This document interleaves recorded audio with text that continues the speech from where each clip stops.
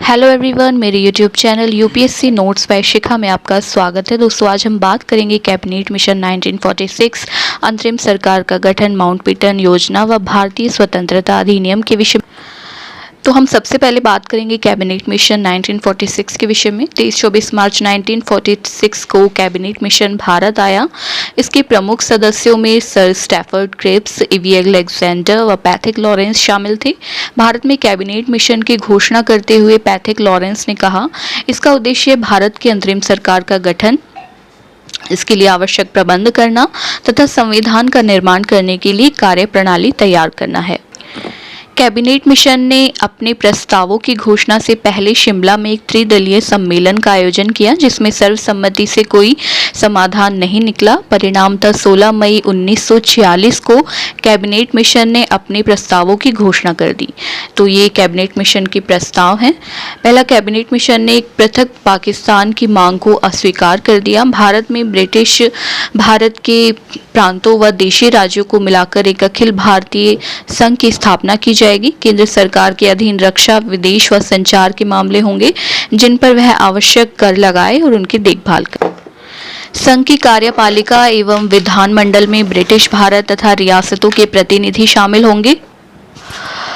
किसी महत्वपूर्ण सांप्रदायिक मुद्दे पर यह आवश्यक होगा कि विधानमंडल में दोनों मुख्य संप्रदायों, हिंदू और मुस्लिम के विधायक प्रतिनिधि अलग अलग मत देकर उसका समर्थन करें। संघीय विषयों के अतिरिक्त अन्य सभी विषयों पर कानून बनाने की शक्ति तथा अवशिष्ट शक्तियां प्रांतों में निहित होंगी। प्रांतों को 3 वर्गों में विभाजित किया जाएगा। साथ ही इन प्रांतों के क्या क्या अधिकार होंगे, इसका निर्धारण वे स्वयं करेंगे। समूह क में हिंदू बहुमत वाले 6 प्रांत, जिनमें मद्रास, बम्बई, मध्य प्रांत, संयुक्त प्रांत, बिहार, उठी चीफ कमिश्नर, मुख्य आयुक्त के प्रांत दिल्ली, अजमेर, मारवाड़, कुर्ग शामिल थे। समूह ख में मुस्लिम बहुमत वाले 3 प्रांत, जिनमें पंजाब, सिंध, उत्तर पश्चिमी क्षेत्र तथा बलूचिस्तान शामिल थे। समूह ग में बंगाल व असम को रखा गया था। प्रांतीय विधानसभाओं व देशी राज्यों के प्रतिनिधियों को मिलाकर एक संविधान निर्मात्री सभा का गठन किया जाएगा, जिसमें वयस्क मताधिकार को खारिज करते हुए प्रत्येक प्रांत को उसकी जनसंख्या के अनुपात में सीटें दी जानी थी। 10 लाख की आबादी पर एक सीट का आवंटन किया जाना था और जिसका चुनाव अप्रत्यक्ष निर्वाचन की व्यवस्था द्वारा किया जाना था। साथ ही कैबिनेट मिशन ने अंतरिम सरकार के गठन का भी सुझाव दिया। कांग्रेस ने संविधान निर्माण की प्रक्रिया का समर्थन करते हुए राष्ट्रीय सरकार के प्रस्ताव को अस्वीकार कर दिया, क्योंकि इसमें मुस्लिम लीग को असंगत प्रतिनिधित्व दिया जा रहा था। मुस्लिम लीग ने कैबिनेट मिशन के प्रस्तावों को स्वीकार किया। इस तरह जून 1946 में कैबिनेट मिशन वापस लौट गया। अब बात करते हैं संविधान सभा चुनाव 1946 के विषय में। कैबिनेट मिशन की योजना के अनुसार जुलाई-अगस्त 1946 में चुनाव हुए। कांग्रेस ने ब्रिटिश भारतीय प्रांतों के 296 स्थानों में से 208 सीटों पर जीत दर्ज की।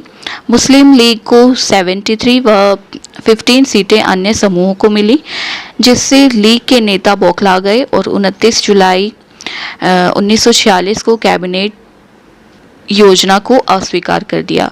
अंतरिम सरकार की स्थापना से संबंधित एक नया प्रस्ताव वायसराय द्वारा कांग्रेस व मुस्लिम लीग के समक्ष प्रस्तुत किया गया, जिसके अनुसार अंतरिम सरकार के कुल 14 सदस्यों में से 6 कांग्रेस के, 5 मुस्लिम लीग के व 3 अल्पसंख्यक वर्ग के प्रतिनिधि होंगे। मुस्लिम लीग ने प्रस्ताव नामंजूर कर सीधी कार्यवाही की घोषणा कर दी। 16 अगस्त 1946 को सीधी कार्यवाही दिवस के रूप में मनाने की घोषणा कर दी, जिसके परिणाम स्वरूप सांप्रदायिक दंगे, सामूहिक हिंसा, मारकाट, लूटपाट सहित अनेक अनैतिक घटनाओं को अंजाम दिया गया। सांप्रदायिक दंगों का सर्वाधिक विभत्स रूप बंगाल के नोआखली व बिहार में देखने को मिला। बंगाल में मुस्लिम लीग की सरकार के मुख्यमंत्री सोहरावर्दी ने भी दंगों को प्रोत्साहित किया। महात्मा गांधी ने दंगों के दौरान नोआखली का दौरा किया व शांति की पुनर्स्थापना के लिए वहां गए। माउंटबेटन ने गांधी जी को इसी समय 1 मैन बाउंड्री फोर्स की उपाधि दी। अब बात करते हैं अंतरिम सरकार के गठन, जो कि 2 सितंबर 1946 को हुआ। 12 अगस्त 1946 को वेवेल ने कांग्रेस अध्यक्ष जवाहरलाल नेहरू को अंतरिम सरकार के गठन के लिए निमंत्रण दिया। 24 अगस्त 1946 को जवाहरलाल नेहरू द्वारा उनकी अध्यक्षता में भारत की प्रथम अंतरिम सरकार की घोषणा की गई। 2 सितंबर 1946 को 12 सदस्यीय मंत्रिमंडल के साथ पंडित जवाहरलाल नेहरू ने अपने पद की शपथ ली। मंत्रिमंडल में 3 सदस्य मुस्लिम थे, किंतु मुस्लिम लीग के सदस्य 3 सदस्य मुस्लिम थे, लेकिन वो मुस्लिम लीग के सदस्य नहीं थे। 26 अक्टूबर 1946 में लॉर्ड वेवेल की मध्यस्थता के फलस्वरूप मुस्लिम लीग के 5 प्रतिनिधि भी अंतरिम सरकार में शामिल हो गए। कांग्रेस के 3 सदस्यों ने इस्तीफा दे दिया। इस प्रकार सदस्यों की संख्या 14 हो गई, जिनमें कांग्रेस के 6, मुस्लिम लीग के 5 व 1 ईसाई और 1 पारसी व 1 सिख शामिल थे। मुस्लिम लीग का अंतरिम सरकार में शामिल होने का उद्देश्य था पाकिस्तान की मांग की लड़ाई को आगे बढ़ाना। 9 दिसंबर 1946 को दिल्ली में संविधान सभा की पहली बैठक हुई, जिसका मुस्लिम लीग ने बहिष्कार किया। अंततः ब्रिटिश सरकार ने यह निर्णय किया कि मुस्लिम बहुल इलाकों में संविधान सभा के निर्णय लागू नहीं किए जाएंगे। अब बात करते हैं क्लेमेंट एटली की घोषणा, जो कि 20 फरवरी 1947 को की गई। 20 फरवरी 1947 को ब्रिटेन के प्रधानमंत्री क्लेमेंट एटली ने हाउस ऑफ कॉमन्स में ऐतिहासिक घोषणा करते हुए कहा कि अंग्रेज जून 1948 के पहले ही उत्तरदायी लोगों को सत्ता हस्तांतरित करने के बाद भारत छोड़ देंगे। ब्रिटिश प्रधानमंत्री इटली ने इसके साथ ही लॉर्ड माउंटबेटन को भारत का अंतरिम वायसराय नियुक्त कर दिया। लॉर्ड माउंटबेटन 22 मार्च 1947 को 34वें व अंतिम ब्रिटिश गवर्नर जनरल के रूप में भारत आए व भारत आते ही सत्ता हस्तांतरण के लिए कार्यवाही करना शुरू कर दिया। 16 अगस्त 1946 से, यानी जब से जिन्ना के कहने पर लीग ने सीधी कार्रवाई की घोषणा की थी, देश में लगातार सांप्रदायिक दंगे हो रहे थे। ब्रिटिश सरकार इन दंगों को दबाने में सफल नहीं हो पा रही थी, क्योंकि सरकार में जो लीग के सदस्य थे वही इन दंगों को प्रोत्साहित कर रहे थे। इसी बीच माउंटबेटन योजना प्रस्तुत की गई, जो कि 3 जून 1947 को प्रस्तुत की गई। 22 मार्च 1947 को गवर्नर जनरल का पद ग्रहण करते ही लॉर्ड माउंटबेटन ने कांग्रेस और मुस्लिम लीग के नेताओं से विचार विमर्श शुरू कर दिया। इन्होंने कांग्रेस के नेताओं में सर्वप्रथम जवाहरलाल नेहरू से मुलाकात की। जिन्ना की मुलाकात मुस्लिम लीग के सचिव लियाकत अली खां तथा अन्य कांग्रेसी नेताओं जैसे मौलाना आजाद, जेबी कृपलानी तथा कृष्ण मेनन के साथ हुई। 2 अप्रैल 1947 को गांधी जी ने लॉर्ड माउंटबेटन से मुलाकात की। गांधी जी ने माउंटबेटन को सुझाव दिया कि जिन्ना को सरकार बनाने दिया जाए। परिस्थितियों के दबाव में कांग्रेसी नेताओं ने भी विभाजन रूपी कटु सत्य को स्वीकार कर लिया। सरदार वल्लभ भाई पटेल ने इस संदर्भ में कहा कि यदि कांग्रेस विभाजन को स्वीकार न करती तो एक पाकिस्तान के स्थान पर कई पाकिस्तान बनते। सिखों ने भी अनमने ढंग से भारत विभाजन की योजना को स्वीकार कर लिया।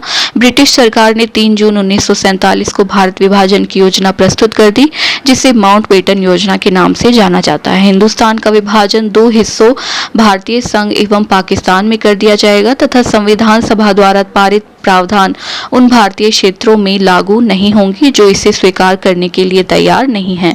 15 अगस्त 1947 से देशी रियासतें भी स्वतंत्र होंगी तथा उन्हें भारत या पाकिस्तान में विलय करने की पूर्ण स्वतंत्रता होगी। उत्तर पश्चिमी सीमा प्रांत तथा असम के सिलहट जिलों में जनमत संग्रह कराया जाएगा। बंगाल और पंजाब में प्रांतीय विधानसभाओं के 2 अलग अलग भाग होंगे, जिनमें एक मुस्लिम बहुल जिला तथा दूसरा शेष जिले के प्रतिनिधि शामिल होंगे। दोनों को यह निर्णय स्वयं लेना था कि उन्हें भारत में रहना है या पाकिस्तान में।